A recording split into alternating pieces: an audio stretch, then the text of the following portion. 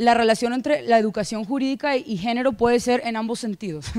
La educación jurídica puede tener un impacto en cómo se vive el género en nuestros países. O sea, la educación jurídica puede impactar cómo entendemos los hombres, cómo entendemos las mujeres, cómo entendemos la relación entre ambos, cómo entendemos el ejercicio de derechos de ellos. El género puede impactar quién accede a la educación jurídica, qué es considerado digno de una educación jurídica. De manera un poco más concreta, digamos, el género puede aparecer como uno de los factores que impacta o que puede ser impactado por tres cosas: qué se enseña, quién enseña y cómo se enseña. Entonces aquí, el qué se enseña, ¿a qué me refiero? ¿Cuáles son las materias? ¿Qué problemas analizamos en los salones de clase? ¿Qué se considera digno de estudio para las facultades de Derecho? ¿Qué líneas de investigación tienen los profesores y las profesoras? Si nos tomamos el mandato de la igualdad de género en serio, que es un mandato que creo que está presente en México y en todos los países, bueno, ahora sí que todos los países, ¿qué clase de pensamiento tendríamos que fomentar a la hora, por ejemplo, en las licenciaturas, maestrías o doctorado, si queremos hacer frente a los problemas de desigualdad de género que existen hoy? Yo hasta ahorita, digamos, he pensado o identificado 4 tipos de análisis. Primero, análisis crítico. Si yo estoy aquí hablándoles a ustedes, es porque a alguien se le ocurrió cuestionar el que el lugar natural de las mujeres fuera la casa. Y la idea de que las mujeres tenían que estar en la casa estaba en el derecho. Los códigos civiles establecían que los hombres trabajaban y las mujeres cuidaban la casa. La Ley Federal de Trabajo establecía que las mujeres podían participar siempre que no fueran trabajos peligrosos o insalubres, siempre que no fuera después de las 10 de la noche. La misma, bueno, la Constitución no. La ley electoral establecía que las mujeres no podían votar. Si yo estoy aquí es porque alguien cuestionó que quizá ese era el derecho hoy, pero ese no tenía por qué ser el derecho mañana. Segundo tipo de análisis que en esta materia es fundamental, el análisis empírico. Una de las preguntas más constantes que me toca a mí es, digamos, ¿por qué estamos aquí hablando de género si ya hay igualdad? La Constitución dice que somos iguales. ¿Qué hacemos aquí? Y en efecto, la Constitución dice que somos iguales, que no se nos puede discriminar por género, raza y todas las categorías, ¿no? Y la Constitución dice que también tenemos derecho al agua y a la educación y a la cultura, ¿no? Cuando en México tener un derecho en la Constitución significa que se ejerce efectivamente. Pero para que sepas que un derecho no se está ejerciendo efectivamente, esto es porque puedes voltear a ver la realidad y ver qué está pasando. Eso significa que te tienes que salir del derecho y ver cómo opera el derecho en la realidad y qué está pasando en la realidad.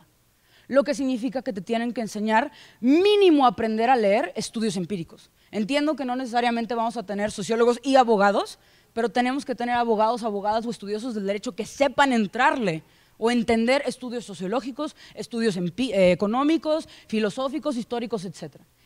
La perspectiva de género no necesariamente es una respuesta, la perspectiva de género es una serie de preguntas que me tengo que hacer.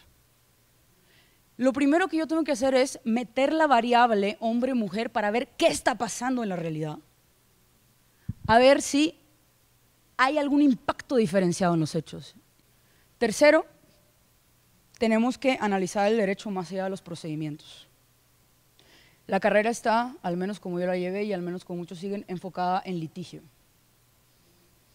El litigante, juez, etcétera, pero todo es quién tiene el derecho de iniciar un procedimiento, quién tiene la competencia para redimir, para resolverlo, ¿no? Y cuál es el derecho o la obligación del que se está hablando. Y esto está muy bien y es necesario, pero el problema de la desigualdad de género, como la gran mayoría de los problemas que vivimos hoy, no se va a resolver solamente a través de juicios. Y el caso de la violencia de género es un ejemplo perfecto. Incluso si en países como el nuestro, en el que el derecho penal es sumamente problemático, lográramos sancionar a personas que golpean mujeres o matan mujeres, resulta ser que uno de los factores que condiciona la violencia de género, por ejemplo, tiene que ver con el empoderamiento económico. Entonces, muy bien tu proceso penal, pero hasta que no te ocupes de garantizar trabajo, de garantizar dinero, tu política pública va a ser insuficiente. Que esto, digamos, también se puede plantear como introducir la perspectiva de las políticas públicas al análisis jurídico. tenemos que salirnos de los procedimientos. No todo empieza y acaba con procedimientos. El análisis de los casos considerados en su contexto, ¿no? Ya que estás en un procedimiento, ya que estás analizando un caso, ¿cómo podemos analizar los hechos? Aquí el caso de Mariana Lima, resuelto por la Suprema Corte Mexicana, es muy interesante, es un caso de un feminicidio, que en realidad es una mujer joven casada con un policía, que amanece misteriosamente muerta, y resulta que del testimonio de la madre, la hermana y la mejor amiga, ella amanece muerta justo el día en el que había dicho que iba a dejar al marido, que era un policía, que la violaba, que la golpeaba, ¿no? Y si ustedes analizan la sentencia, la Suprema Corte dice, a ver, tú no puedes saber si es feminicidio o no, pero si tú analizas la violencia en este país y te das cuenta que muchas mujeres mueren en la casa, desproporcionadamente las mujeres son asfixiadas, y tenías una relación de poder en donde él es un policía en un estado corrupto, lo mínimo que tenías que hacer es investigar que no era feminicidio. Igual y no, igual y en serio se suicidó. Pero tú tienes que entender el contexto para analizar los hechos y así perseguir tu línea de investigación. El primer punto en el que el debate de género puede ayudar a la reforma de la educación jurídica es entonces en la importancia de la autoridad, de la empatía como competencia básica del abogado. La segunda es ciertamente el aprendizaje contextualizado, el aprendizaje, si se quiere utilizar la metodología o la didáctica o los términos propios de la educación, las competencias en análisis de problemas, contextualizar lo que estamos analizando, ponerle barreras, ver que estamos trabajando en ciudades, en países con problemas y asimetrías de clase, de género profundas. Para mí, digamos, un poco retomando lo que dije ahorita, la perspectiva de género sirve para 3 puntos básicos: detectar desigualdades, explicar desigualdades y proponer soluciones a esas desigualdades. Cómo las enseñanzas del derecho reafirman patrones culturales importantes. El pensamiento dogmático, y está bien puesta la etiqueta, es dogmático porque no ayuda a cuestionar.